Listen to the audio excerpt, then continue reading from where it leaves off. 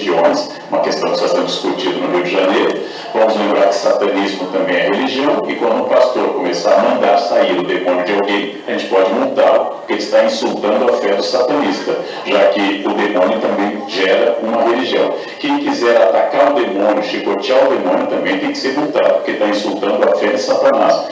A grande questão é que quando o poder se mete com religião, o resultado é um desastre do Egito Antigo até a Assembleia do Rio de Janeiro. Nós temos problemas suficientes no Brasil de criminalidade, analfabetismo e ladronagem dos nossos políticos para poder envolver Deus nessa história. Não precisamos de outros problemas. Então deu para a gente perceber, que criam-se leis que mexem com outras religiões. Não é só a religião da gente que tem que ser respeitada, a religião do outro também tem que ser respeitada. E o desastre é certo. E esse desastre tem nome, é fundamentalismo religioso. Eu tenho que crer naquilo que o outro crê, porque ele quer que eu creia. Eu tenho que fazer o que o outro me manda, porque ele tem o poder de me mandar, de me ordenar. Então, isso não é democracia, isso é fundamentalismo. Não há respeito entre as pessoas. Número de grêmios estudantis aumenta 45% em São Paulo, após a ocupação das escolas. Segundo a Secretaria Estadual de Educação, 90% das 4.515 instituições foram eleitas pelos estudantes. Em 2015, antes do início do movimento, os grêmios estavam em apenas 3.100 escolas. Depois dos protestos de estudantes secundaristas contra a reorganização escolar e o esquema de corrupção na distribuição da merenda no estado de São Paulo, do PSDB 45, o número de grêmios estudantis estaduais cresceu 45%.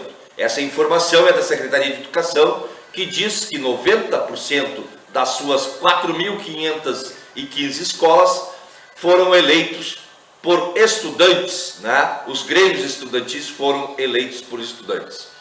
A ocupação de mais de 200 instituições da rede pública paulista por secundaristas veio em reação ao projeto de reorganização proposto pelo governador do estado, Geraldo Alckmin, do PSDB 45, que prometia fechar 94 unidades no que ele chamou de reorganização escolar. Em dezembro do ano passado, o projeto foi suspenso após as principais ocupações, mostrando a vitória da unidade dos estudantes. Os protestos voltaram com força após a descoberta de um esquema de desvio de merenda escolar. O grupo então passou a pedir a instalação de uma CPI na Assembleia Legislativa, a LESP, que investigasse um esquema milionário que envolveu até secretários do governo do PSDB 45. Segundo a Polícia Civil, as fraudes ocorridas entre 2013 e 2015 chegam a 7 milhões, dos quais 700 mil foram destinados ao pagamento de propina. A pressão dos estudantes surtiu efeito, resultou na abertura da CPI, mas poucos acreditam na condenação dos suspeitos, como o próprio presidente da LESP, o também tucano do PSDB 45, Fernando Capes.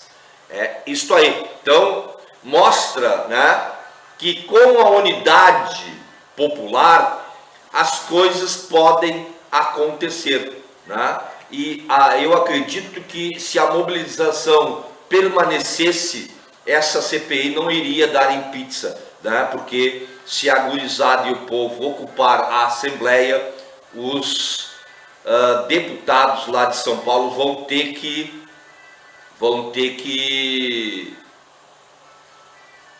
chegar junto e votar junto com o povo, Porque o povo exige, mudanças, e o fim da corrupção. O ex-presidente Lula recorre à ONU e diz ser perseguido pelo juiz Sérgio Moro. Eu vou mais longe, não é só o Moro que persegue o Lula, é o Poder Judiciário por inteiro. O ex-presidente Luiz Inácio Lula da Silva apresentou nesta quinta, 28, uma petição ao Comitê de Direitos Humanos da Organização das Nações Unidas, a ONU, afirmando ser vítima de violação de direitos humanos em razão das ações da Operação Lava Jato. Segundo a petição, Lula se diz perseguido pelo juiz Sérgio Moro, responsável pela operação, na primeira instância, e a quem acusa de abuso de poder. A defesa de Lula reclamou o que considera atos ilegais praticados por Moro, entre eles as gravações de divulgação de conversas privadas dele com advogados e também com a presidenta afastada Dilma Rousseff, além da condução coercitiva para um depoimento no dia 4 de março passado. A peça foi protocolada na sede do comitê em Genebra, na Suíça. Segundo a defesa, o documento é uma resposta aos atos de Moro que podem ser satisfatoriamente corrigidos na legislação brasileira. Ou melhor, a peça protocolada na sede do comitê em Genebra, na Suíça, segundo a defesa, o documento é uma resposta aos atos de Moro que não podem ser satisfatoriamente corrigidos pela legislação brasileira. Conforme a petição, Lula pode sofrer violações de direitos humanos e abuso de poder por parte de Moro e dos procuradores da Força-Tarefa da Lava Jato. Entre as possíveis violações, o documento lista a invasão de privacidade, prisão arbitrária, detenção antes do julgamento, presunção de culpa e incapacidade de afastar um juiz tendencioso. No documento, a defesa informou que Lula sempre se submeteu voluntariamente a pedidos de interrogatório da polícia ou do Ministério Público e que não procura o Comitê Internacional com a pretensão de estar acima da lei. Abre aspas, como um ex-presidente, ele pode exercer qualquer função ou detém qualquer privilégio e sempre auxiliou a polícia e os procuradores quando chamado a prestar esclarecimento em inquéritos policiais ou outros procedimentos investigatórios, acrescentou o documento. Além da declaração de que os atos de Moro foram ilegais, os advogados também pedem a declaração de parcialidade do magistrado e que investigação seja conduzida por um juiz imparcial. Olha, gente, no Brasil hoje, achar um juiz imparcial vai ser difícil. Segue ainda, abre aspas, Lula busca uma decisão nesse sentido pelo comitê, na esperança e expectativa de que seus pontos de vista sobre essas queixas não só irão fornecer alguma compreensão pela violação de seus direitos, mas vão ajudar os futuros governos na elaboração de leis e procedimentos que possam aprimorar o combate à corrupção, enquanto protege os direitos básicos dos suspeitos, destacou a petição. Na mesma petição, a defesa informou que, em razão da conduta adotada pelo juiz Sérgio Moro, Lula teve violado seu direito de presunção de inocência, estando ainda suscetível a ser detido e preso a qualquer momento. Esse juiz é conhecido por manter suspeitos da Operação Lava Jato presos por tempo indeterminado em detenção, até que eles façam delação premiada. Eles não têm direito a habeas corpus ou acesso a um tribunal que decida por sua soltura, a não ser um tribunal composto pelo próprio juiz Moro. Embora o reclamante ainda não tenha sido preso, na qualidade de suspeito declarado, ele está vulnerável. O documento citou as investigações em torno da suposta propriedade de Lula, de um sítio em Atibaia, no interior de São Paulo, e de um apartamento em Guarujá, no litoral paulista. O ex-presidente nega as acusações e disse que apoia as investigações desde que sejam feitas de maneira justa e transparente. Abre aspas. Ele, Lula, tem repetida e enfaticamente negado que tenha conhecimento, tampouco tenha aprovado tais crimes ou recebido qualquer dinheiro ou favores como propina por ações ou decisões que ele tenha tomado quando presidente do Brasil ou em qualquer outro momento, concluiu a petição encaminhada à ONU. 9h29. Globo perde 20% das TVs ligadas. Uma informação postada pelo jornalista Ricardo Feltrin nesta segunda 25 talvez ajude a explicar o protagonismo da TV Globo no golpe dos corruptos, que levou a Judas Miguel Temer ao Palácio do Planalto. Em apenas 5 anos, a poderosa emissora perdeu 20% dos seus telespectadores no país. O número impressionante tem como base o painel nacional de televisão do Ibope, que acompanha a evolução dos chamados Shire, o número de aparelhos ligados. A TV Globo perdeu pouco mais de 20% de participação, passou de 46,6% das TVs ligadas em 2010 para 36,9% no ano passado, revelou o colunista do site UOL. O resultado desastroso decorre da exploração da internet, que afasta principalmente os jovens da péssima programação televisiva, mas também deriva da queda de credibilidade do império midiático da família Marinho.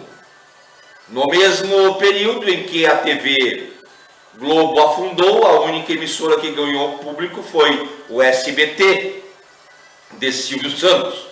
Ela teve um crescimento de 8,6% entre 2010 e 2015. Passou de 12,7% para 13,8%. A queda do Shire impacta diretamente no mercado publicitário, afastando os anunciantes da Rede Globo. Diante da crise do seu modelo de negócios, a TV Globo talvez negocie com os golpistas algum socorro emergencial. Se a TV aberta, o cenário já é dramático. No segmento de TV por assinatura, o quadro também não é animador. Entre 2014 e 2015, o setor perdeu quase 1 milhão de assinantes. A principal vilão parece ter sido o temido Netflix. Recentemente, pesquisa da CBA Solution apontou que ao menos 1 em cada 10 pessoas que assinam o Netflix abandona o pacote de TV por assinatura. O Netflix é um canal só de filmes, que tu escolhe o filme a hora que tu quiser ver, né? Dá play, dá pause, né? E não precisa, e é baratíssimo, né? A mensalidade do Netflix. Isto, gente, é a tal concorrência, né? Que tanto o tal do mercado solicita e reivindica. Netflix, WhatsApp, né? Facebook são os concorrentes do momento e que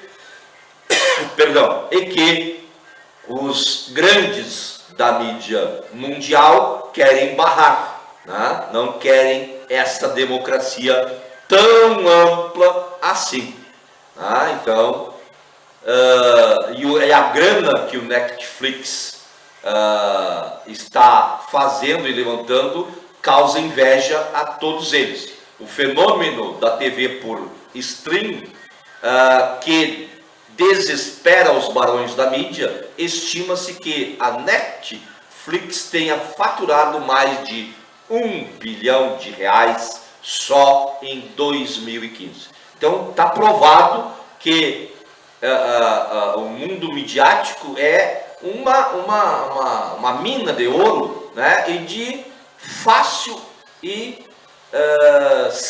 certeza, né, de lucro, né? Então não precisamos pagar fortunas para termos um bom serviço à disposição. O Netflix está aí para nos mostrar isso, assim como o WhatsApp também está aí para nos mostrar isso, e o Facebook na sua vez. Então, quem tem dinheiro e quem quer pagar para fazer propaganda, vai no Facebook, baixa, agora já tem até o aplicativo para tu baixar, né, o código de barra e pagar no banco, não precisa pagar por cartão de crédito via internet. Então, por isso, né, que as grandes mídias, os grandes donos aí da mídia brasileira estão tão preocupados com esta questão do Netflix. Eles estão perdendo R$1 bilhão, né, para esta outra empresa. E isso é evidente que a crise não atinge apenas as televisões abertas ou a cabo do Brasil. O fenômeno é mundial. Artigo postado por Keila Ximenes, do site R7, confirma o drama da mídia tradicional. Abre aspas, não é só no Brasil que a TV por assinatura assiste a uma estagnação no mercado. Segundo dados do setor, a base de assinantes da TV paga no mundo cresceu apenas 1,68% nos primeiros 4 meses de 2016. O maior crescimento foi na Ásia, onde o serviço ganhou 5,3 milhões de novos assinantes no período. América do Sul, do Norte e Central, que representam mais de 1/3 dos assinantes globais, ganharam apenas 540 mil assinantes em comparação com a base de 1,41 milhão adquirida no primeiro quadrimestre de 2015. Esse declínio foi impulsionado pela crise no Brasil, o que levou a uma queda de quase 3% entre 2014 e 2015, de acordo com a Anatel. Tá? E não é só a questão da crise brasileira, é a crise mundial, a crise do capital, ela é mundial. Né? Nós vemos todo santo dia milhares, milhões de pessoas fugindo da guerra e da fome na Europa. Então, não venha botar a culpa só na crise brasileira. A crise é da humanidade, ela é mundial, né? E o Brasil, com certeza, passa por essa crise e por esse reflexo também seria impossível não passar. Mas isso prova também que o sistema capitalista tem as suas falhas, muitas falhas. E o domínio e o monopólio é um desses problemas e dessas falhas. E com isso a Rede Globo é a principal perdedora. São 9h37, vamos na nossa discoteca e já voltamos. Vamos tomar uma aguinha. Bem gelado.